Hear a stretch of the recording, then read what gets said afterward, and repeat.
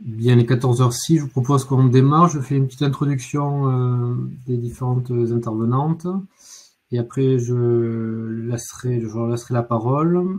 On va laisser la présentation se faire et ensuite il y aura un temps de questions. Donc dans l'outil en bas à droite, vous avez deux boutons, on va dire, questions et chat. Donc chat, ce sera plutôt pour discuter entre vous et la partie questions, ça sera vraiment pour poser des questions lors de la phase de questions. Donc, à ce moment-là, on basculera là-dessus. Donc c'est un webinaire qui est organisé par le réseau de télédétection INRAE. On a eu deux précédemment. Donc aujourd'hui, on va parler de télédétection comme outil de cartographie des sols.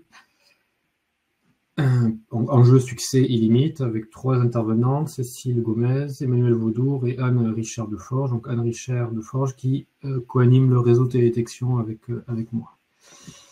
Alors quelques mots sur les trois intervenantes d'aujourd'hui. Donc il y a Cécile Gomez qui est chercheure IRD en télédétection pour les sciences du sol. Elle travaille au laboratoire d'études des interactions entre sol, agrosystème et hydrosystème à Montpellier. Elle mène des travaux sur la spatialisation des propriétés des sols par spectroscopie visible et proche infrarouge, donc mesure en laboratoire et mesure par satellite. Et en particulier, elle s'intéresse aux paysages cultivés méditerranéens et tropicaux, avec des zones d'intérêt privilégiées en Hérault, en Tunisie et en Inde. Ensuite, on a Emmanuel Vaudour, qui est directrice de recherche à UMR Éco-6, écologie fonctionnelle et écotoxicologie des agroécosystèmes, à l'INRAE donc. Elle coordonne les projets Mélicert et StéréOp sur la prédiction spatialisée et le suivi du carbone des agroécosystèmes. Elle mène des travaux donc, en télédétection satellitaire des sols, des pratiques culturales et ainsi que des terroirs viticoles. Et pour finir, la troisième intervenante, Anne Richard de Forge, qui est spécialiste en cartographie des sols conventionnels et par modélisation statistique dans l'UR Infosol à l'INRAE Orléans. Elle coordonne le CES, le Centre d'expertise scientifique TEIA, cartographie numérique des sols, et le programme national de cartographie des sols à moyenne échelle en France. Et elle co-anime donc le réseau de télédétection INRAE. Donc, je vous rappelle que tout est enregistré, et maintenant je laisse la parole. Je ne sais pas qui c'est qui commence, mais je vous laisse démarrer. Merci Mathieu. Donc bonjour à tous. Nous allons, comme Mathieu vous l'a présenté, présenter la télédétection comme outil de cartographie des sols.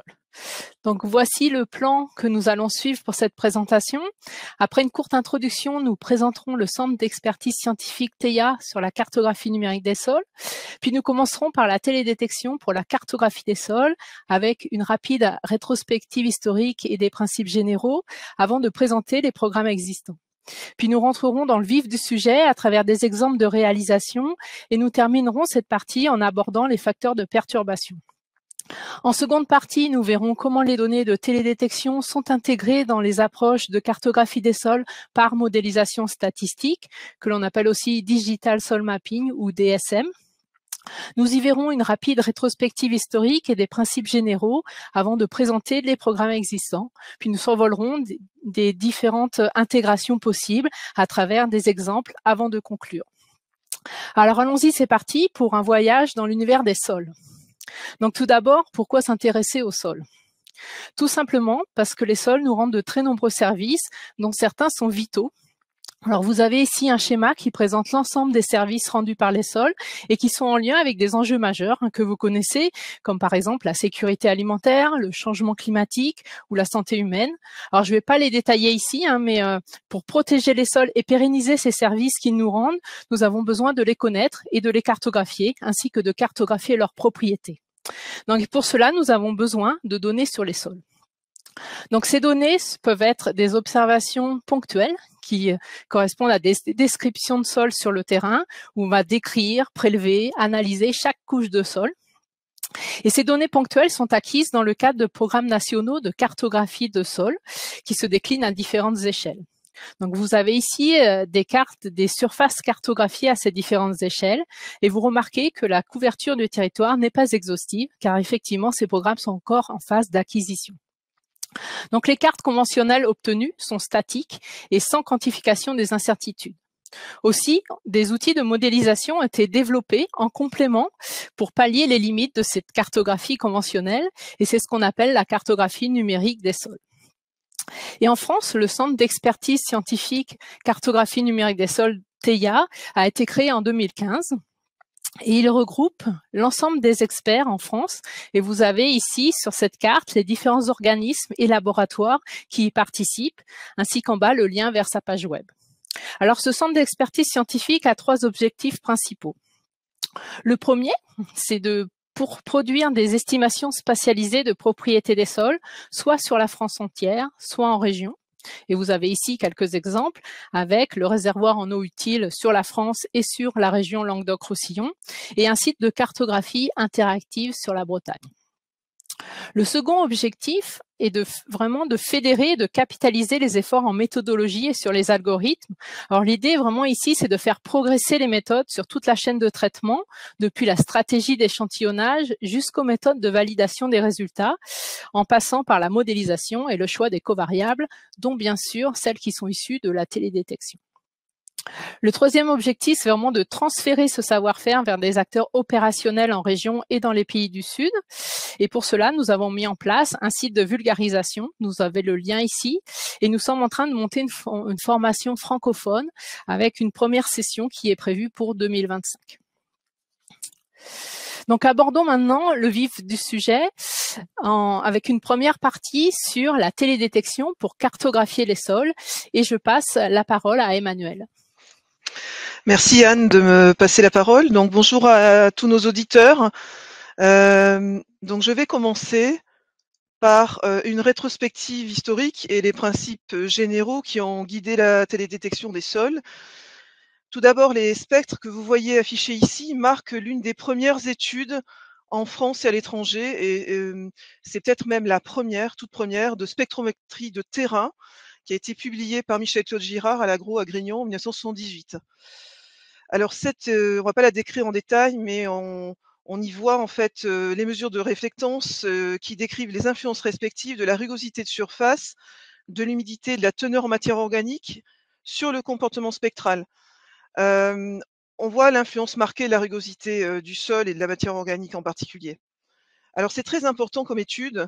Pourquoi? Parce que en fait, elle participe directement des travaux de télédétection du sol. Il faut savoir que les publications antérieures réalisées aux États-Unis, notamment par Condit en 1970, ont considéré des échantillons prélevés de sol. Là, on est vraiment sur ce qu'on appelle, ce qu'il convient de qualifier d'un état de surface de sol, c'est-à-dire ce qui est vu directement depuis un capteur satellitaire ou aéroporté et qui a été défini par Richard Escadafal comme la composition et l'organisation de la surface du sol à un instant donné.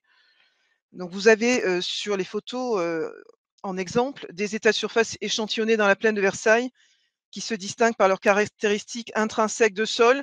Donc vous avez des différences de pierrosité, de couleur notamment, et vous avez des caractéristiques extrinsèques qui sont notamment liées au travail du sol.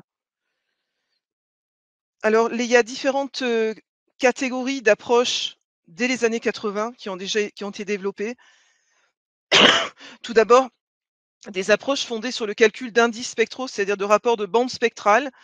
Et vous voyez ici la première carte d'indice de brillance qui a été élaborée dans une parcelle du Bordelais à partir d'images simulées aéroportées. Enfin, il s'agissait d'une simulation aéroportée du capteur haute résolution visible du satellite Spot 1. Ensuite, il y a des approches qui ont visé à mettre en relation des propriétés quantitatives, ici le carbone organique, la teneur en carbone organique du sol, avec un indice spectral. Et on peut qualifier cela des prémices d'approche quantitative de télédétection des sols. Et puis enfin, au milieu, vous avez la mise au point d'un modèle d'interprétation radiométrique à partir d'un jeu d'échantillons de sol représentatifs des principaux types de sols du monde. Donc c'est un travail qui est tiré de la thèse de Dominique Courreau et qui décrit la position des valeurs radiométriques d'une image dans l'espace vert proche infrarouge. Les sols forment un faisceau de droite le long de la première bisectrice, des plus sombres, c'est-à-dire les plus organiques ou rugueux, aux plus clairs, c'est-à-dire lisses ou pauvres en matière organique. Et la largeur du faisceau dépend de la saturation de la couleur. pureté. Les points marginaux des faisceaux sont liés essentiellement au fer ou à l'humidité. Alors, les principes généraux, l'étude des sols par télédétection a donné lieu à des approches quantitatives qui ont visé à relier la réflectance du sol à une propriété d'intérêt. Donc, ce qu'on dénomme modèle spectral. Et selon le type de mesure réalisée, donc soit sur un échantillon tamisé en laboratoire, que vous voyez ici dans une petite coupelle de quartz, en conditions de lumière contrôlée, ou bien sur un état de surface que je viens d'évoquer, en lumière naturelle, ou bien depuis l'imagerie spatiale. On distingue différents types de modèles spectraux. D'autres approches alternatives pour caractériser spatialement une propriété d'intérêt ont reposé sur la mise en relation de cette propriété d'intérêt avec les coordonnées géographiques afin d'analyser la structure spatiale au moyen de semi-variogrammes. Donc, on peut qualifier ces approches-là, ces modèles, de modèles spatiaux. Et c'est là que vient la distinction entre modèles spectraux et modèles spatiaux, qui marque une dichotomie historique entre des approches qu'on peut qualifier de télédétection des sols et des approches dites de cartographie numérique des sols. Donc les approches se sont développées en parallèle et séparément, presque, et ce n'est que récemment qu'elles commencent à converger. Donc on détaillera plus loin les approches de cartographie numérique des sols et on se focalise ici sur les approches de télédétection des sols. Alors elles ont été initiées par les cartographes, par les géographes, dans les années 1930 au moyen de l'interprétation visuelle et photogrammétrique de photographie aérienne, d'émulsion photographique aérienne. Il s'agissait de cartographier l'occupation du sol, puis les types de sols, et ceci a été formalisé en particulier par un guide méthodologique de Dupuy et Callot en 1965. Suite à l'avènement du satellite Landsat, des travaux visant à automatiser cette interprétation visuelle ont été conduits sous l'impulsion de Michel-Claude Girard notamment, et ont donné lieu à des algorithmes de traitement structural ou textural des images, donc qui sont cités comme Oasis ou Clapas. Et à noter vers le début des années 1990, le modèle SOISPECT de Jacquemoux, de Stéphane Jacquemoux, c'est le premier modèle physique de la réflectance du sol. Les décennies qui suivent voient le développement d'approches de classification d'images, ainsi que le développement d'indices spectraux et de modèles spectraux qui sont fondés sur des régressions multiples de type régression des moines carrés partiels. L'avènement des séries satellitaires Sentinelle marque une nouvelle impulsion dans le suivi spatio-temporel des états de surface du sol et le début d'approches mixtes, télédétection, cartographie numérique des sols. Et ces données Sentinelle que l'on vient d'évoquer, qui sont apparues donc vers les années 2015, sont mises à disposition librement par le programme Copernicus, qui relève d'une coopération entre l'Agence spatiale européenne et les agences spatiales nationales, ainsi que les États et divers organismes. Et au total, il y a 6 familles de satellites et 30 missions contributives. On ne va pas les détailler, mais sachez qu'on a un accès libre à ces données.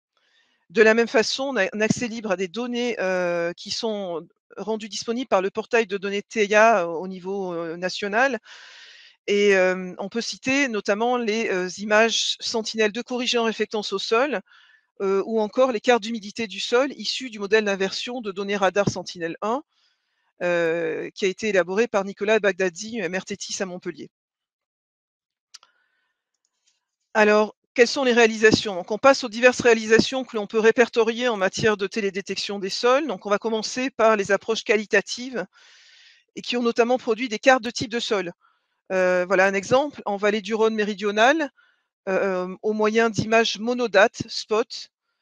Cette approche s'appuie sur une classification bayésienne par maximum de vraisemblance des sols nus. Et elle est assortie d'une carte des probabilités. Donc, vous voyez la carte à gauche et à droite, la carte des probabilités conditionnelles d'appartenance qui donne une indication de la qualité de la classification. Cette approche a reposé sur l'étude des comportements spectraux des fertiels-sols viticoles au moyen de mesures de réflectance sur le terrain. Donc, ce sont les droites que vous voyez à droite de cette diapositive. D'autres réalisations qualitatives ont été celles ayant conduit à la cartographie de zones de gestion homogène de sol ou unités de terroir.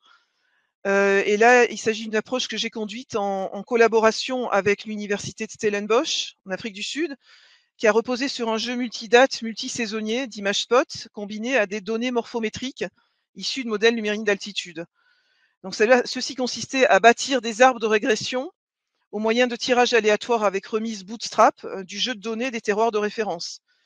Il en a résulté un empilement de résultats dont on a extrait la classe modale, c'est-à-dire la plus fréquente, en guise de carte finale, ainsi que la fréquence d'affectation qui a donné la carte d'incertitude. Alors, une troisième catégorie de réalisation qualitative a concerné l'identification de la rugosité du sol en vue de cartographier les opérations de travail du sol. Et donc, cette démarche a reposé sur un couple synchrone satellitaire radar optique qui préfigurait Sentinel-1 et Sentinel-2, ainsi que sur des mesures de rugosité de surface sur le terrain, dont on a pu vérifier dans le schéma de droite le lien avec le signal radar. Une chaîne de traitement similaire à celle qui a été opérée pour le zonage viticole aboutit à une carte modale et à une carte des incertitudes. On passe maintenant aux réalisations de télédétection quantitative des propriétés de sol, en commençant par divers exemples qui sont tous issus d'images aéroportées hyperspectrales. Et on peut citer notamment la cartographie des teneurs en calcaire, en gypsite, en argile, en carbone organique, en fer, ou encore la détection des argiles minéralogiques. Des informations similaires ont pu être extraites d'images satellitaires monodates, multispectrales, donc telles que des images aster, dans le cas des argiles minéralogiques, à gauche, ou des images Sentinel-2 pour tous les autres exemples, aussi bien dans le contexte de grandes cultures, donc c'est les exemples du centre de la diapositive, ou bien en contexte viticole, sur les cartes d'argile et de fer qui sont à droite de la diapositive. Vous pourrez remarquer que bon, pour ces cartes qui sont de la plaine de Versailles et de la vallée de la Peigne à droite de la diapositive, les zones grisées correspondent à l'absence de sol nu, puisque là il s'agit d'une approche sur du sol nu, et cela pose un problème important pour cartographier les sols nus, puisqu'à partir d'une seule date, en particulier en région, en plaine de Versailles, région de grande culture, on a très peu de sols nus disponibles pour une même date. D'où l'idée d'assembler l'information de sol nu de diverses dates au sein d'une série temporelle d'images. Et c'est des travaux qui ont débuté notamment avec l'exemple de Dematé au Brésil, en haut à gauche, et aussi donc d'autres exemples tels que Castaldi dans les illustrations du milieu et à droite. On a différents travaux de stratégies de mosaïquage temporel qui sont encore à l'étude actuellement, auxquelles Cécile et moi-même avons contribué.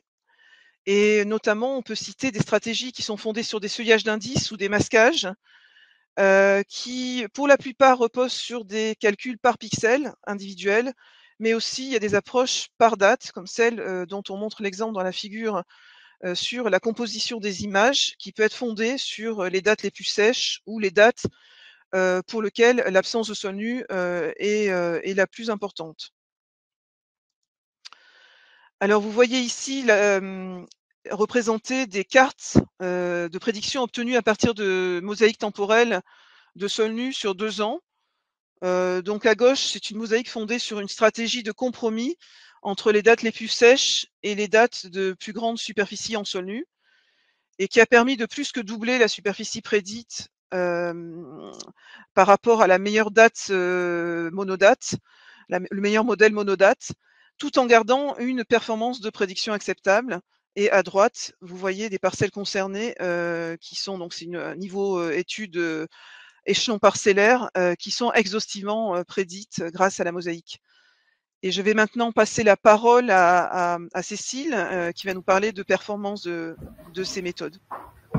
Oui, merci. Bonjour à tous. Donc, je prends le relais. Effectivement, Emmanuel vous a présenté différents succès de cartographie de propriété des sols, succès effectifs, publiés dans la littérature. Mais si on regarde la précision de toutes ces cartographies de sols, on s'aperçoit qu'il y a une grosse variabilité de ces précisions. Alors, une review biblio qui a été faite par Emmanuel et ses collègues a montré que les performances de prédiction de carbone organique, c'est la figure de gauche, on n'a pas le curseur. Donc, cette performance de prédiction exprimée via un RMSE en bleu ou un RP2 en rouge va varier sans forcément dépendre de la gamme de carbone organique en abscisse ou de son écart type. Sur cette figure, vous pouvez voir que les valeurs de RPD vont varier entre 1 et 3 pour des valeurs de carbone organique qui, elles, varient entre 0 et 50 grammes par kilogramme. Et finalement, la corrélation, elle est tirée par quelques études biblio qui sont focalisées sur des zones très, très riches en matière organique. Alors, pour ce webinaire, on s'est amusé à droite à sortir les mêmes figures pour des publications qui, elles, s'intéressent à l'argile texturale, qui est en abscisse. Et on a donc ploté tous les R2 RMSE qu'on a trouvés dans la littérature pour cette propriété-là. Et là encore, on a des gammes de R2 ou de RMSE qui varient, donc le R2 par exemple entre 0,6 et 1 pour des gammes d'argile texturale entre 200 et 700 grammes par kilogramme. Donc on voit une large variabilité de performance de ces cartographies qui ne peut pas expliquer par la propriété qu'on utilise qu'on étudie et par sa gamme ou son écart type. Alors ces performances, en fait, elles vont dépendre soit de la caractéristique instrumentale du capteur, soit des facteurs environnementaux. Alors en termes de caractéristiques instrumentales, il faut parler de la résolution spatiale et il faut s'intéresser à la résolution spectrale. En termes de facteurs environnementaux, on peut citer la rugosité des sols, dont a parlé Emmanuel avant, l'humidité des sols aussi, les conditions atmosphériques et la végétation, qu'elle soit verte ou qu'elle soit sèche. Alors, plusieurs travaux ont par exemple observé que les performances de prédiction diminuent doucement si on dégrade la résolution spectrale jusqu'à une résolution autour de 100 nanomètres. Ici, sur le tableau à gauche, on voit que le R2 de prédiction, il va varier entre 0,77 et 0,71 entre une résolution fine obtenue par un capteur aéroporté hyperspectral et une résolution à 100 nanomètres. Et à la résolution de 200 nanomètres, là, on a une baisse drastique des performances. Et si on carte les prédictions à la résolution fine ou à une résolution grossière, et à la résolution spectrale grossière, on perd des structures spatiales d'argile. Ici, on perd les alternances de bandes de zones riches en argile et pauvres en argile, qui correspondent à des alternances de bandes de grès et de marne qu'on peut voir sur la carte au-dessus, du dessus, qui est faite à haute résolution spectrale vis-à-vis de la carte en dessous, qui est faite à 200 nanomètres. Alors, les données de télédétection qu'on utilise, comme vous, si vous étudiez la végétation, ou etc., c'est des données de niveau 2A. Donc, elles sont corrigées des effets atmosphériques. Mais une étude a essayé de regarder si les performances de prédiction de ces propriétés de sol dépendent du modèle de correction atmosphérique. Alors, on a testé 3 modèles. On a testé le modèle MAJA, qui est développé par le CNES, Send2Core, qui est développé par l'ESA, et le LAS-RSC, qui a été initialement développé pour les données Landsat. Et ce travail, il a montré qu'en fait, le choix du modèle de correction atmosphérique impactait peu les performances de prédiction du taux d'argile. Ici, on a mis les résultats de R2 pour 4 images Sentinel-2 acquises toutes les 4 en février. Donc, les valeurs de R2 varient très peu entre MAJA, Send2Core et la SRC, entre 0,62 et 0,63. Voilà, donc on a un impact très très faible des corrections des modèles de correction atmosphérique. Par contre, les performances, elles varient significativement d'une date à l'autre pour un même site d'étude. Et on peut obtenir des performances qui vont varier avec des R2 entre 0,6 et parfois 0,80. 0,6 dans ce cas présent pour des données pour des images en février, contre 0,80 pour une image, je ne peux pas vous montrer avec le curseur, mais pour une image le 24 avril 2017.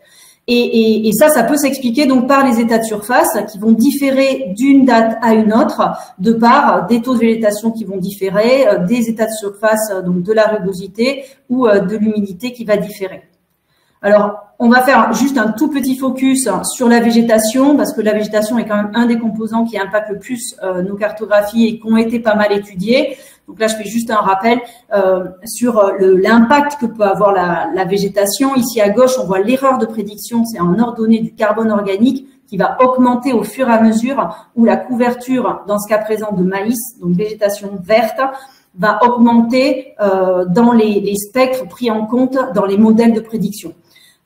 Donc, il y a une limite à ne pas dépasser pour pouvoir prédire, dans le cas présent, le carbone organique et ne pas être affecté par la végétation. Et à droite, ici, on observe la même tendance. Alors, je suis désolée, j'ai extrait ça d'une publication et cette fois-ci, c'est exprimé en RPD. Donc, le RPD, plus il est important, plus la performance est haute. Donc, on a la même relation.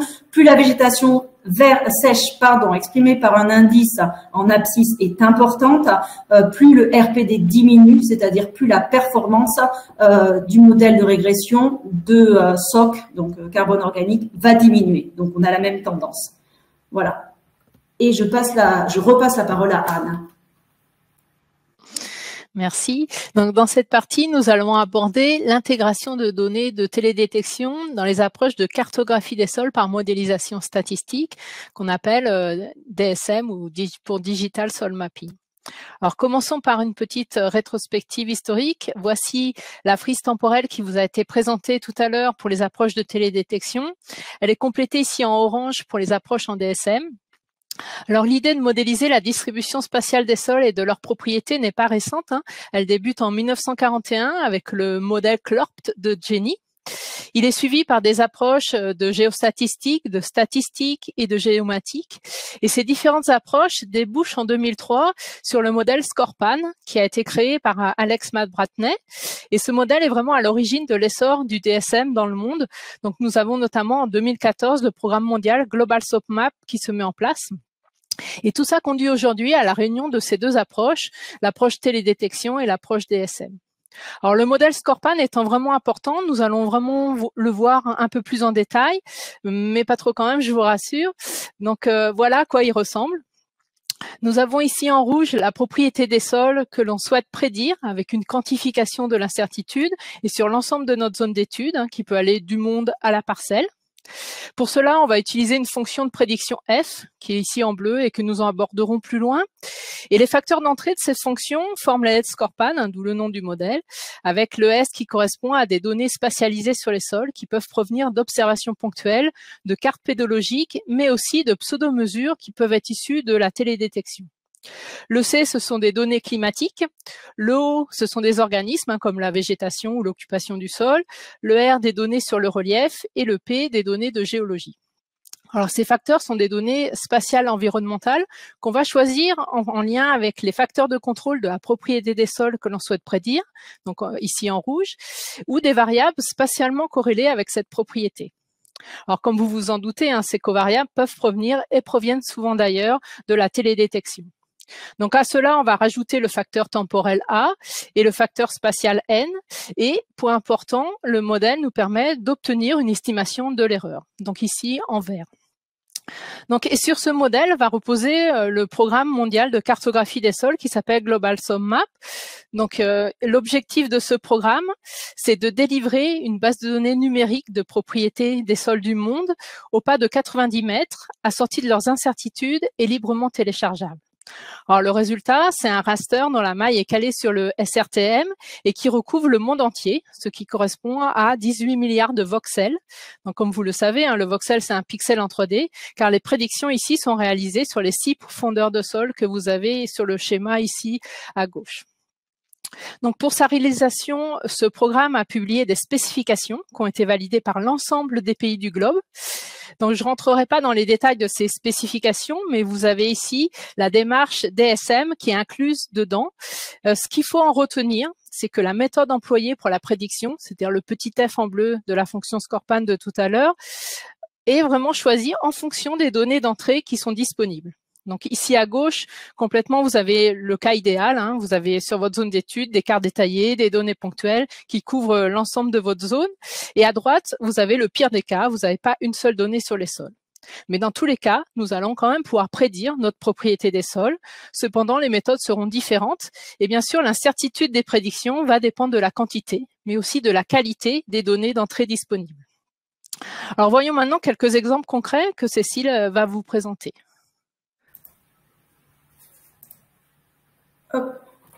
Oui, pardon. Donc en 2003, comme Anne l'a dit, McBratney, mais pas tout seul, ils ont proposé une review des différents travaux en cartographie numérique des sols. Et alors, on voit déjà dans la review que les données télédétection, elles sont utilisées. Elles sont utilisées principalement pour décrire la composante O de l'équation Skorpan, qui représente les êtres vivants, via des cartes d'occupation du sol, par exemple représentées par des indices NDVI, ou alors pour décrire la composante R, le relief, via l'utilisation de MNT. Mais avec l'arrivée des données Landsat et alors maintenant l'arrivée des données Sentinel-2, c'est aussi les bandes spectrales et en plus des covariables classiques, dérivées des MNT, tout ça, qui sont utilisés dans les modèles de cartographie numérique des sols. Alors ici, petit exemple, une étude de Darumarajan et son équipe qui ont exploité les bandes spectrales du capteur Landsat ainsi que des données classiques, donc le NDVI et les dérivés du MNT pour construire un modèle de prédiction du stock de carbone sur une zone en Inde. Et le modèle est entraîné sur quelques points, donc les données ponctuelles en rouge sur le schéma à gauche. Alors, comme préconisé par le programme international Global Soil Map dont a parlé Anne, les auteurs proposent à la fois une carte du stock de carbone, donc issue de ce modèle Skorpan, mais également à droite, on peut voir une carte des incertitudes, du stock de carbone, incertitude donc, qui peut aider à représenter les risques d'exploitation de ces données sols. Et c'est quand même une spécificité de la cartographie numérique des sols par rapport à ce que l'on peut faire, nous, traditionnellement, en télédétection pour les sols. Alors, outre l'utilisation des bandes spectrales dans les modèles Skorpan, comme l'exemple précédent, ce sont les mosaïques de sol nus créées à partir de données temporelles qui sont maintenant utilisées comme covariables pour entraîner les modèles. Les mosaïques de sol nus, c'est celle dont nous a parlé Emmanuel précédemment. Dans ce travail de Loiseau et al., ils ont utilisé dans les modèles de prédiction d'argile texturale des covariables classiques, donc les dérivés d'un MNT, l'occupation du sol, des données climatiques, des données de géologie, mais ils ont donc aussi intégré dans leur modèle des indices spectraux qui sont issus de mosaïques de sol nus créées sur toute la France. Alors ces mosaïques, elles ont été construites en utilisant plusieurs tuiles de données Sentinel-2 acquises à des périodes de semis, donc mars et décembre, sur 2 années, 2016-2017. Et pourquoi période de semis? Eh bien, pour augmenter la chance d'avoir des pixels de sol nu. Alors, ces travaux, ils ont montré la valeur ajoutée de telles mosaïques pour entraîner les modèles de prédiction du taux d'argile. C'est les deux graphiques sur la droite de R2 et RMSE. On voit que les modèles qui n'utilisent pas ces mosaïques, donc c'est le point rouge sur ces deux graphiques, offrent des performances moindres à la fois en termes de R2 et de RMSE par rapport à tous les autres modèles qui utilisent ces mosaïques avec des covariables. Voilà. Hop. Alors, maintenant, un autre exemple, Urbina Salazar, qui ont utilisé dans leur modèle de prédiction des bandes spectrales et des indices spectraux issus de mosaïques de sol nu. Alors, 3 mosaïques ont été construites à partir d'images Sentinel-2. Alors, il y a une mosaïque qui a été construite à partir de toutes les données sur une période globale de 2016 à 2021. Une deuxième mosaïque de sol nu qui a été construite à partir de données entre février et mai de chaque année entre 2016 et 2021. Et une troisième mosaïque à partir d'images collectées entre juillet et novembre de chaque année entre 2016 et 2021. Alors là, des essais de prédiction de taux de carbone organique ont été faits à partir uniquement de ces mosaïques de sol nu et on fournit des précisions faibles. On a des R2 qui sont inférieurs à 0,2. Mais l'utilisation de ces mosaïques avec des covariables classiques de topographie et de matériel parental au sein de méthodes de cartographie numérique des sols, donc les modèles de Skorpan, permettent d'augmenter les prédictions et d'atteindre des R2 de par exemple 0,33 en utilisant la mosaïque de sol nu de février à mai. Alors, bon, en télédétection, un R2 de 0,33, ça paraît toujours très faible et on se dit, oulala, franchement, c'est pas terrible. En fait, avec 0,33, on représente 33% de la variabilité de cette propriété des sols sur une zone donnée. Ici, c'est la bosse. Et finalement, 33%, et quand on regarde les cartes, assortie d'une carte d'incertitude, on a une information sur la structure spatiale de cette propriété de carbone. Et la carte d'incertitude permet aussi de faire un peu attention sur certaines zones. Effectivement, il y a une forte incertitude. Et bien, on va faire plus attention à l'utilisation de cette donnée de carbone et à son interprétation. Et enfin, je vais finir avec un dernier exemple d'utilisation de données de télédétection dans un modèle SCORPAN. Ici, les modèles de cartographie numérique des sols ont été construits en utilisant des covariables classiques et des bandes spectrales de Sentinel-2. Rien de nouveau par rapport à ce que j'ai dit précédemment. Un premier modèle a été entraîné sur des données ponctuelles, c'est les petits points en rouge sur une carte, des données collectées sur le terrain. Voilà. Dans le modèle SCORPAN, version classique, on obtient une spatialisation du taux d'argile avec un R2 de 0,4. Ça, c'est la méthode de référence de SCORPAN. Et petite, entre guillemets, originalité, on a entraîné un deuxième modèle, mais cette fois-ci pas que sur des données ponctuelles collectées sur le terrain, mais aussi en utilisant des données estimées uniquement par des données Sentinel-2. Pour entraîner, donc cette fois-ci, on a utilisé 3000 points estimés par Sentinel-2 pour entraîner un modèle SCORPAN et on obtient une carte en bas à droite de taux d'argile texturale avec une précision, enfin un R2 de 0,53, donc avec une amélioration de la précision de nos spatialisations. Voilà, c'était les petits exemples de DSM et je repasse la parole à Anne. Merci. Donc, en conclusion, partons du sol. Nous disposons d'observations de terrain et de description des sols. Les données de télédétection utilisées pour nous aider à cartographier les propriétés des sols ont leurs limites, nous l'avons vu. Vous avez ici en rouge ces limitations dont on cherche à s'affranchir, comme la rugosité, l'humidité et parfois la végétation si on veut vraiment du sol nu. Mais la végétation nous permet aussi d'autre part d'appréhender les propriétés des sols de façon indirecte, comme la profondeur du sol qui n'est pas accessible directement par télédétection, à l'exception de la gammamétrie aéroportée. Donc, ces facteurs perturbants peuvent être filtrés, ce qui peut nous permettre d'obtenir certaines pseudo-mesures de propriétés des sols. Et cela est vraiment lié au progrès en matière de résolution spatiale, spectrale et temporelle des données de télédétection. Donc, ces progrès nous permettent aussi d'obtenir des mosaïques spatiales ou spatio-temporelles. Et c'est aussi très utile pour optimiser les stratégies d'échantillonnage pour obtenir de nouvelles observations de terrain. Donc, les mosaïques peuvent aussi nous fournir des pseudo-mesures de propriétés de sol et aider à l'optimisation de ces stratégies d'échantillonnage. Donc, nous avons vu que les données de télédétection sont utilisées en tant que covariables dans la modélisation, mais aussi comme pseudo-mesures de sol. Et les modèles ont donc comme données d'entrée des covariables environnementales et des données sur les sols qui sont issues d'observations de terrain ou de pseudo-mesures. Ils fournissent des cartes de prédiction, un sortir d'incertitudes quantifiées qui sont validées par des données de terrain. Et dans les années qui viennent, nous espérons vraiment pouvoir passer à des cartes d'évolution des propriétés de sol et quelques travaux commencent à émerger d'ailleurs à ce sujet. Donc voici donc en résumé graphique et assez condensé les différents points qui ont été présentés dans ce webinaire. Donc c'est ainsi que notre présentation prend fin et pour en savoir plus, nous avons un article de review qui est disponible sur l'utilisation de la télédétection pour la cartographie des sols par modélisation statistique. Donc voilà, nous vous remercions pour votre attention et sommes à votre disposition si vous avez des questions. Bien, merci beaucoup pour cette très intéressant exposé. Donc, je rappelle que pour poser des questions, c'est plutôt appuyer sur le bouton questions pour les intervenants et ensuite on pourra vous donner la parole si c'est plus simple pour poser des questions. Donc, j'espère que vous avez quelques questions. Vous avez noté vos questions durant l'intervention.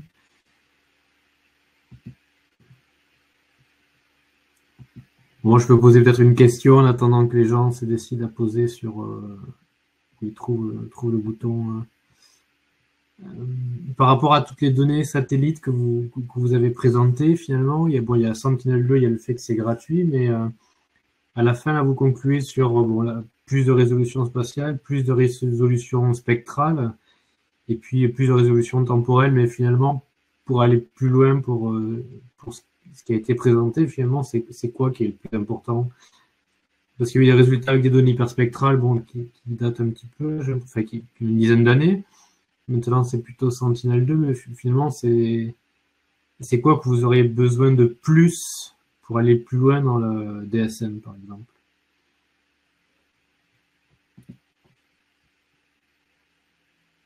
Qui c'est qui peut répondre? Vous êtes coupés toutes les trois, hein, je suis désolé. Ah si, c'est bon. Il y a plusieurs aspects pour répondre. Hein. Ouais. Je dirais qu'il y a la meilleure résolution spectrale avec les satellites hyperspectraux qui ont été lancés comme Nmap. Mais on a une résolution spatiale qui est seulement de 30 mètres. Donc c'est voilà, c'est pas. Mais ça reste néanmoins à tester. Hein, c'est devant nous parce qu'on n'a pas encore des données qui ont été prises, qui ont été acquises en France et qui ont été testées. Là, c'est vraiment du travail en cours. D'accord. On n'a pas la revisite.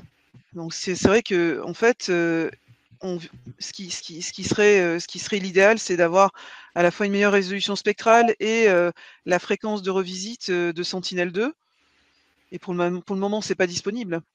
Ça sera, enfin c'est devant nous, hein, c'est prévu dans le capteur français qui pour le moment s'appelle Biodiversity, mais qui sera lancé, on ne sait pas trop à quelle échéance. D'accord. Moi, je rajouterais juste un truc par rapport à la résolution spatiale. En fait, ça va dépendre aussi du type de paysage qu'on étudie. Nous, moi, j'ai un terrain en Inde, on a un terrain en Tunisie. C'est juste des petits exemples, mais on a un terrain extrêmement fragmenté avec des toutes petites parcelles qui n'ont pas les mêmes cycles culturaux. Du coup, une résolution spatiale à 30 mètres, c'est déjà grossier en fait pour nous. On se retrouve très rapidement avec des pixels, ce qu'on dit mixtes, c'est-à-dire avec un mélange de végétation et de sol. Donc finalement, dans ces contextes-là, presque la résolution spatiale est plus importante que spectrale, parce que Sentinel-2, finalement, ces dernières années, nous montre qu'on arrive à faire des choses. On n'arrive pas à caractériser toutes les propriétés, c'est vrai. Mais bon, on a déjà l'argile, la matière organique, le carbonate de calcium, on y arrive un peu. Voilà, ça offre quand même des choses chouettes. C'est tout. Ok, très bien. Alors, il y a 3 questions. Je vais poser la première question. Je voulais inviter Léa Trèche, mais je n'y arrive pas. Donc, je ne sais pas si Anne tu sais faire, mais j'ai pas les 3 petits points pour inviter la personne à discuter. Donc elle pose, vous voyez la question, peut-être pour quels horizons de sol les valeurs de SOC sont valables? Horizon, c'est profondeur, j'imagine, ou ça, c'est pas ma spécialité. Oui, je pense. Mais en fait, on prédit, on a des modèles qui prédisent la teneur en carbone sur différentes profondeurs. Pour les autres variables, c'est pareil, on fait ça par tranche de profondeur. Donc, par exemple, dans Global SOMAP, on a 6 tranches de profondeur qui s'étalent de 0 à 2 mètres. Et pour chaque carte, on va avoir une carte d'incertitude. Donc, c'est la carte d'incertitude qui va valider quelque part ces cartes de prédiction. Donc, il y a une prédiction qu'une valeur a une profondeur donnée. C'est ça. Voilà. Si on utilise uniquement une donnée de télédétection optique de type Sentinel-2 ou image hyperspectrale, on ne peut prétendre cartographier que le premier millimètre. D'accord? Donc, quand on estime un taux de matière organique ou de carbone organique, on considère qu'on l'a estimé sur l'horizon cultivé. Voilà. Parce que les phénomènes de labour vont mélanger le sol et on estime en surface et ça représente le premier horizon cultivé. Pas plus. Voilà. L'optique ne va pas en profondeur. Ça suppose qu'on ait fait des hypothèses sur les pratiques de gestion du sol. Et s'il y a effectivement du labour, on considère que c'est homogène, mais pour des méthodes de conservation du sol, on est un petit peu embêté. Voilà. Donc c'est plus compliqué pour certains types de gestion du sol. Après, si on s'intéresse à d'autres variables, comme par exemple la texture du sol, la teneur en argile, on a aussi des données de gammamétrie aéroportée qui descendent dans le sol entre 50 à 80 cm. Donc, on peut les utiliser pour prédire la surface jusqu'à 50-80 cm de profondeur. Mais il n'y en a pas partout, quoi. Ça couvre pas encore toute la France. Et dans certaines approches aussi, on peut intégrer les images qui considèrent le couvert végétal. Et en fait, ce que j'ai pas précisé quand j'ai présenté la méthode de zonage viticole, c'était à différentes saisons, mais c'était sur la végétation de la vigne, donc c'était pas du sol nu, hein. Donc là, ça participe de ces méthodes qui prennent en compte la végétation, qui elle-même donne une indication indirecte de la profondeur. D'accord. Donc si j'espère que la réponse va à Léa, elle peut reposer une question si ça ne suffit pas. J'ai l'impression que vous avez aussi répondu un peu à la deuxième question de Mayol Duval qui demande s'il y a un lien entre les caractéristiques du sol observé en surface sur les images et donc les caractéristiques plus en profondeur. Mais c'est ce que vous avez répondu entre optique, radar, etc. Enfin, si vous pouvez compléter si vous voulez. J'ai l'impression que vous avez déjà un peu répondu à cette question aussi, quoi. La question, elle est plus science du sol que, enfin, moi je la comprends plus science du sol que télédétection. C'est le lien pédologique entre une composition du sol en surface et une composition du sol en profondeur. Je dirais la réponse est oui. Il y a effectivement des liens et ces liens, ils peuvent être décrits par. Mais Anne, elle en parlerait mieux que moi, hein, par les fonctions de pédotransfert qui peuvent aider à partir de caractéristiques en surface, par exemple, à estimer des propriétés en profondeur en utilisant justement des liens entre ces propriétés.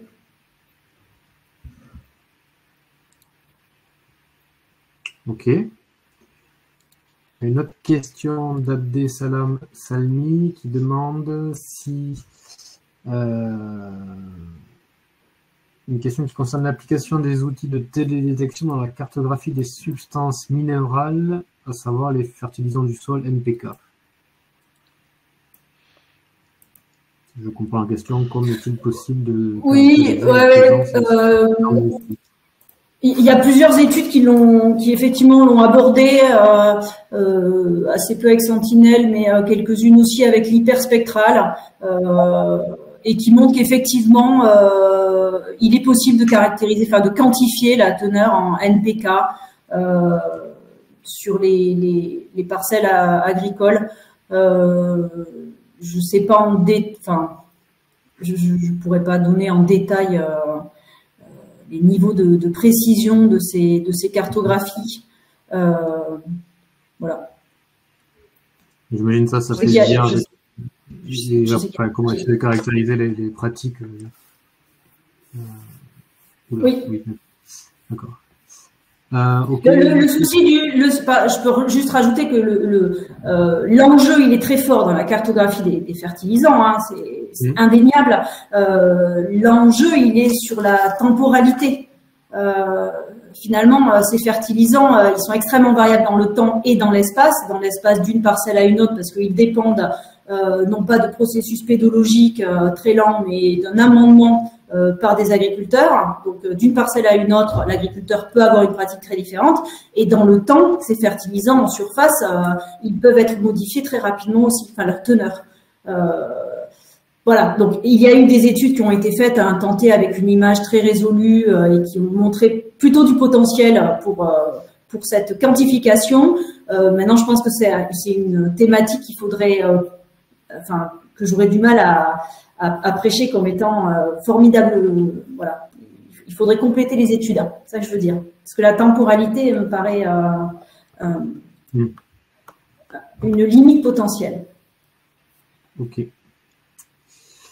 Une autre question de Josiane Zerubia qui demande si pour ces activités-là, vous pensez utiliser les données haute résolution de la future constellation CO3D du CNES, qui est donc très haute résolution spatiale et estimation des hauteurs.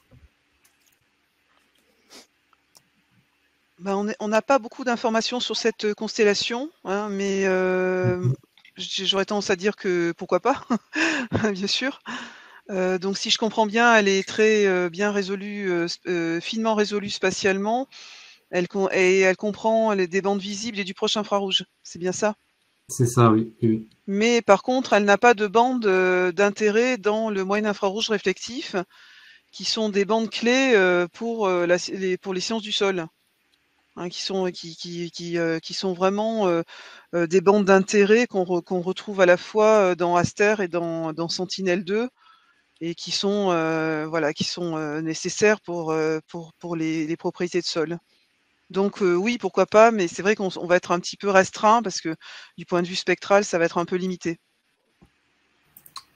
Alors, le groupe, le centre d'expertise spatiale là, qu'a présenté Anne au début de la présentation, il va s'attaquer à court terme à des données haute résolution qui sont les données Vénus. Donc les équipes de ce centre d'expertise, voilà, a acquis plusieurs séries de données donc multitemporelles, Vénus à haute résolution, et à court terme c'est plutôt à ces données-là qu'on va s'attaquer. Voilà. Et ces données Co3D là, je crois que c'est comme ça qu'on les appelle. Ouais, c'est ça. Bon, je pense que ça sera en réflexion un peu plus tard. Voilà. Sachant que le centre d'expertise spatiale se réunit 2 fois par an pour planifier les activités des deux années qui vont suivre, et ben ça sera mis en discussion d'ici 1 an, je pense. Très bien. Donc, il y avait une question qui concernait Iota 2, j'ai répondu. Il y a une question qui demande est-ce qu'il est possible de combiner des données aéroportées ou drones avec des données satellites? Oui, après, je pense ce qui va être limitant, c'est les données sol.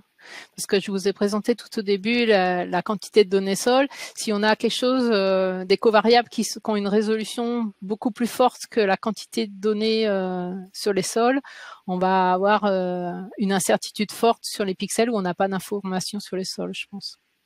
Donc on a, on a une adéquation à trouver entre la quantité de données sur les sols et les covariables utilisés. Mais oui, bien sûr, je pense qu'on peut combiner les deux, surtout si on est à l'échelle d'une parcelle, notamment. Ça peut être intéressant. C'est quelque chose qu'on envisage de faire dans le cadre d'une thèse qui démarre, avec des données hyperspectrales. Voilà. Mais après, le tout, c'est d'avoir quelque chose qui fonctionne, des acquisitions qui soient opérationnelles. On voit que c'est un peu compliqué avec les drones, hein, donc bon, si ça se fait, tant mieux. Mais c'est vrai que il y a les 2 points, la difficulté à obtenir ces données-là techniquement, et puis aussi ce que vient de mentionner Anne, hein, c'est-à-dire que là, il faut vraiment avoir beaucoup de données de sol. Ok. Est-ce qu'il y a une autre question? Est-ce que vous avez des exemples d'études qui mobilisent les données du RPG pour la partie couverture des sols? En fait, on les utilise, ces données-là. Pardon? Elles sont utilisées, ces données-là, pour masquer notamment les zones en dehors des thématiques d'intérêt. Donc, ce qu'on a présenté, c'était quand même exclusivement sur des sols agricoles. Oui, ok. Donc, elles sont effectivement exploitées, ces données du RPG, pour différents objectifs, mais notamment pour bien se focaliser sur les comportements spectraux des sols agricoles. Ok, merci. Une autre question. Alors, je pense que ça, c'est... Vous devez répondre. Comment améliorer la prédiction des teneurs en carbone organique dans des sols calcaires? Souvent, des teneurs en calcaire élevées biaisent la prédiction des teneurs en carbone. Voilà, moi j'adore la question. Ça, c'est pour Cécile. Parce que c'est très vrai en fait. Mais d'abord, il faut dire que la plupart des études même en hyperspectral, c'est-à-dire là où la donnée optique est très très bien résolue spectralement, on a beaucoup de mal, voire on n'arrive pas à estimer le carbone organique lorsque celui-ci est à des teneurs inférieures à 1%. Donc on a déjà une limite de détection. Et ensuite, effectivement, dans le spectre, lorsqu'on a des fortes teneurs en calcaire, ça peut perturber effectivement la détection de teneurs en carbone. Et alors, il y a une équipe de spectro de labo à Eco et Sol à Montpellier qui s'intéresse beaucoup à ça. Donc, je peux pas répondre parce qu'en fait, ça fait 2 ans qu'on en discute. Et par contre, ils ont fait quelques papiers et ils travaillent dessus. Donc, je vous invite fortement à vous rapprocher de l'équipe de Eco et Sol. C'est Aurélie Cambou, voilà, qui peut, voilà, vous pouvez aller discuter avec elle.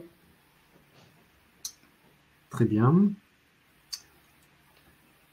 Une autre question sur est-ce que les techniques d'apprentissage automatique, donc d'intelligence artificielle, machine learning, peuvent-elles améliorer la précision de la cartographie des sols? Et quels sont les principaux défis associés à l'utilisation de ces approches-là? Alors, quand on fait de la régression et tout ça, on fait déjà de l'apprentissage automatique, il faut quand même le dire, quoi. Ouais. Mais l'incertitude obtenue à la fin, elle dépend vraiment des données d'entrée surtout. Donc, si on n'a pas beaucoup d'informations sur les sols, on a beau avoir des super méthodes, l'incertitude, elle restera forte au final. Et donc, ouais. Donc, c'est la limitation des données terrain à jour qui limite l'utilisation des oui, voilà. Ouais. Moi, je suis tout à fait d'accord. Hein. C'est les données terrain qui sont limitées, ouais, qui sont limitatives. Il y a pas mal de publis qui ont essayé de combiner des données télédétection comment on dit, en agrégeant la résolution spatiale. Pardon, je ne sais plus mes mots. En remettant la résolution spatiale similaire à toutes les données, par exemple, de télédétection, etc., dans des techniques, par exemple, des modèles de régression, hein, comme on fait. À chaque fois qu'on ajoute des données, on peut espérer effectivement avoir un petit gain de précision des prédictions d'une propriété, mais petit gain, voilà. Parce qu'en fait, pour avoir un grand gain, c'est pas des données télédétection qu'il faut multiplier, c'est les données de terrain. Voilà. Et systématiquement, c'est la conclusion. C'est la conclusion un peu partout, d'ailleurs. Hein, ben oui. Alors, on va pas sortir du lot avec le sol. Hein. Je pense que tous ceux qui étudient, je sais pas, la biodiversité de la végétation en forêt amazonienne, hein, ils vont dire la même chose. Hein. Oui. Tout à fait. Une autre question d'Olivier Agol. Vous avez peu parlé des effets perturbateurs de la rugosité du sol et des effets directionnels. Comment les prenez-vous en compte? On les contourne pour le moment. Non, en fait, c'est-à-dire que dans l'exemple de Urbina Salazar, vous avez pu voir que en fait, la meilleure mosaïque temporelle, c'était celle qui était obtenue au printemps. Il se trouve que c'est là où on a les états de surface les moins rugueux, puisqu'on a un travail superficiel de printemps. Et donc on s'affranchit de ces effets directionnels liés au labour en choisissant les meilleures dates. Donc ça, c'est une méthode, c'est l'esquive. Après, aller de frontalement mesurer la rugosité, et bon, ça on a pu le faire, mais on l'a jamais, enfin pour le moment en fait, utilisé pour corriger. Et on l'a jamais non plus utilisé en lien avec le modèle de Jacquemus. Il y a des gros défis à cette question en fait, hein, derrière cette question. Voilà, on a beaucoup de travail devant nous par rapport à ça. Le modèle de Jacquemus, c'est Prosail, c'est ça dont tu parles? Le modèle Soilspect. Soilspect, il y a également Marmite qui relie l'humidité et la réflectance, et c'est essentiellement rugosité et réflectance, et la part qui est liée aux constituants, c'est-à-dire donc par exemple celle qui est nécessaire pour le carbone organique, par exemple, pour prédire le carbone organique du sol, n'est pas incluse dans ce type de modèle. Ok. Alors pour l'instant, il n'y a plus de questions. Il y avait des questions dans le chat, mais est-ce que les diapositives, tout sera disponible sur le site du réseau télédétection INRA? Et après, il y avait des questions sur... voilà. Oui, bien sûr. Après, il y a une question, j'ai essayé de répondre dans l'onglet questions, mais ça n'a pas marché. C'est la question sur comment pouvez-vous m'expliquer comment accéder à ce site de télédétection J'ai pas compris quel site c'était en fait. Est-ce que si vous pouvez préciser de quel site il s'agit, est-ce que c'est celui du réseau, celui de Theia? Il y avait une question aussi sur Theia, sur la disponibilité des données d'Afrique du Nord. Alors, je crois Sur que le Theia Maroc, est-ce que ça couvre le Maroc? Je crois que Theia en a traité quelques-unes. Peut-être Olivier peut nous dire, mais il me semble que comme il y avait des collaborations entre le CNES et... Ouais. Voilà. Oui, alors les données Sentinel-2, elles sont disponibles sur tout le Maroc, mais pas forcément traitées en niveau 2A. Par contre, sur le site Theia, on peut trouver pour certaines sous-zones du Maroc les données Sentinel-2 traitées en niveau 2A par le CESBio, grâce à une collaboration effectivement qu'ils ont eue. Voilà, mais ça va... Après, sinon, il faut basculer sur les sites de l'ESA, j'imagine, et utiliser soi-même Maja ou utiliser Saint-Toucor.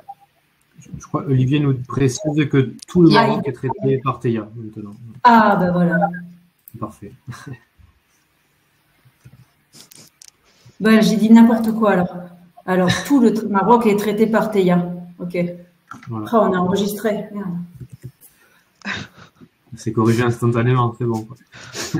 C'est récent, merci Olivier. Il écrit c'est récent. Merci. Merci Olivier. Dans le chat, j'ai rajouté le lien vers le réseau Télédec INRA. Si ouais. Alors, il y a une nouvelle question, puisqu'on a encore un peu de temps, quelles sont les caractéristiques du sol avec les meilleures performances de prédiction? Est-ce qu'il y a un classement des caractéristiques les plus faciles à prédire, ou les mieux prédites et les moins bien prédites? Est-ce que ce classement dépend de la zone aussi où on se trouve? Alors, ça dépend aussi de la propriété d'intérêt. Parce qu'on peut prédire l'argile et ne pas prédire le carbone au même endroit.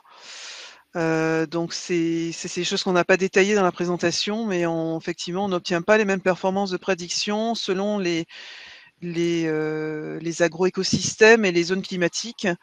Et effectivement, il y a des caractéristiques de sol qui sont probablement plus propices que d'autres pour une propriété donnée. Et ça reste en fait, c'est en cours d'étude, en tout cas pour ce qui concerne la teneur en carbone organique, dans le cadre du projet Stéropes que je pilote, puisqu'on s'intéresse à travers ce projet, on a 14 pays qui sont dans l'Union européenne et qui nous permettent de tester ce qu'il est possible d'avoir dans des contextes de type de sol et de contextes climatiques extrêmement diversifiés. Voilà. On sait que c'est pas uniquement le type de sol lui-même aussi, hein, c'est aussi les caractéristiques climatiques. Donc ça, Cécile l'a bien précisé. Hein. Si on a des zones où il y a fréquemment des nuages, c'est sûr qu'on aura plus de difficultés à faire une mosaïque temporelle. Et puis, enfin, c'est assez complexe. En fait, c'est vraiment quelque chose, c'est une question délicate à laquelle il est délicat de répondre. Après, ce qui va jouer aussi, c'est l'étendue sur laquelle on... Pardon. Non, vas-y. Ce qui va être important, c'est l'étendue sur laquelle on va faire la prédiction. Vous n'aurez pas les mêmes facteurs de contrôle si vous voulez prédire France entière ou juste sur une parcelle. Donc, on ne va pas avoir les mêmes performances derrière du modèle, même sur la même variable du sol. Et ce que je pourrais rajouter, c'est qu'il y a quand même des propriétés de sol, alors ce que nous, on appelle des fois les propriétés primaires, qui n'ont pas de réponse spectrale significative. Le pH n'a absolument aucun impact sur la réflectance enregistrée par les capteurs dont on parle. La capacité d'échange cationique n'a aucun impact non plus.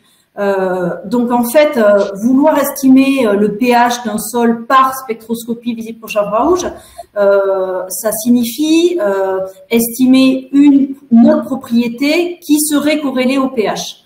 Donc c'est vrai que ça dépend beaucoup de l'agro-écosystème dans lequel on est, ça dépend de la gamme de variabilité de la propriété qu'on recherche, etc. Mais on peut quand même classer, je dirais, il y aurait quand même deux grands groupes de propriétés. Les propriétés qui ont une réponse spectrale, on va citer l'argile, le carbonate de calcium, le fer, la matière organique, par exemple ces quatre-là. impacte la réflectance. Par contre, le pH, la CEC n'impacte absolument pas la réflectance. Voilà. Si je pouvais faire un classement quand même, je ferais celui-là. Merci. Donc, il y a une question dans le chat sur est-ce qu'il est possible de cartographier les types de sols en haute montagne pour des gens qui travaillent sur les glaciers notamment? Alors, j'aurais tendance à dire que là, on sur les glaciers ou à côté, à côté, sur des méthodes indirectes qui vont utiliser des données, des covariables morphométriques et de végétation. J'aurais tendance à dire que oui, bien sûr que c'est possible, mais pas directement, probablement pas directement avec du sol nu, en tout cas. Et puis le relief va jouer beaucoup en Oui. montagne. Ok. Une autre question sur Maya ou Santucor n'a pas beaucoup d'impact sur les résultats, mais est-ce qu'il est quand même possible d'avoir des recommandations pour savoir lequel choisir? Eh bien, il y a déjà Olivier qui répond que ouais, il y a une grosse répond. différence entre la détection des nuages entre Maya et Santucor. Voilà. Il y a un meilleur masque des nuages avec. Il y a un meilleur masque, c'est ce que j'étais en train de réfléchir, parce que nous, on s'était mis dans une situation où on n'avait pas de nuages. On avait enlevé toutes les images. C'était une zone en Inde et c'était dans la période sèche. Et pendant la période sèche, il y a très peu de nuages qui se baladent. Voilà, donc on était dans une situation un petit peu particulière peut-être. Et effectivement, sans du tout de nuages, non, j'aurais vraiment du mal à prêcher l'un par rapport à l'autre. Je parle pour les sciences du sol, pour le coup, c'était l'argile texturale. Voilà. Mais Olivier a raison sur la détection des nuages. Et c'est pas anodin dans les milieux tempérés dans lesquels on est ici en France.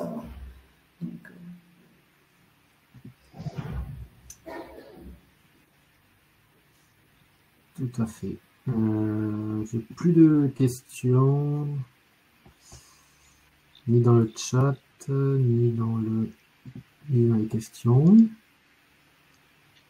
Est-ce qu'il reste des questions sur les 73 participants qui sont encore connectés?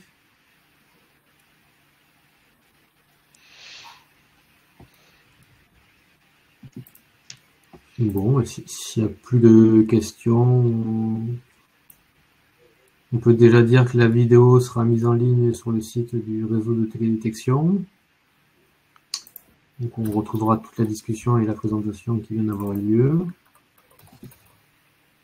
Je vois que quelqu'un est en train de taper. Est-ce que c'est une question?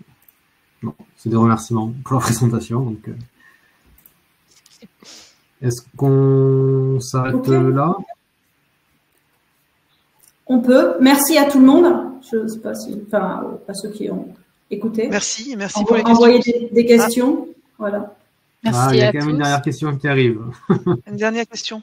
Alors, Jean-François Dujoux, du CESBio, connaissez-vous des travaux qui ont étudié les aspects propriétés fonctionnelles de surface des sols?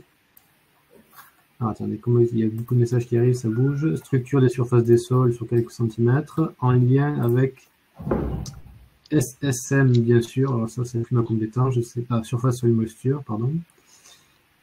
Tout le monde écrit en même temps, je n'arrive plus à lire. Désolé.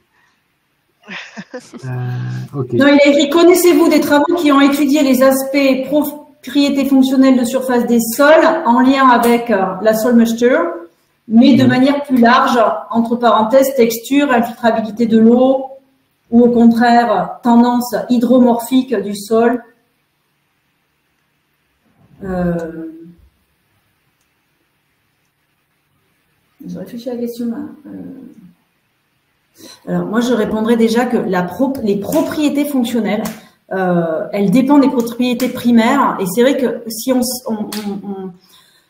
focalise sur les données télédétection optique dont on a parlé avec Emmanuel, on s'est beaucoup attaché, c'est la communauté au sens très large, même international, s'est attachée à cartographier des propriétés primaires et très peu des propriétés fonctionnelles. Il existe quelques travaux en spectroscopie de laboratoire qui ont été jusqu'à estimer la stabilité structurale, par exemple, d'échantillons de sol. Et il y a un papier très récent, moi j'en avais fait un il y a longtemps, mais il y a un papier très récent qui vient de sortir de collègues de Info et Sol, je crois d'ailleurs, sur cet aspect-là. Par contre, les propriétés fonctionnelles de sol, elles sont abordées par la cartographie numérique des sols. Et elles sont abordées par l'utilisation de fonctions de pédotransfert. À la fois les fonctions de pédotransfert et les modèles spatiaux de représentation du paysage. Et alors, comme propriété fonctionnelle très difficile à prédire, c'est la réserve hydrique. Donc il y a eu le projet de Philippe Lagacherie sur la réserve utile et réserve hydrique. Oui, puis c'est les exemples de Anne, je crois, au tout début là. Ça donne le tournis là quand on revient là. La réserve utile en eau des sols, voilà, à l'échelle française et à l'échelle du Languedoc-Roussillon. Mais par des techniques plutôt cartographie numérique des sols plutôt que télédétection pure.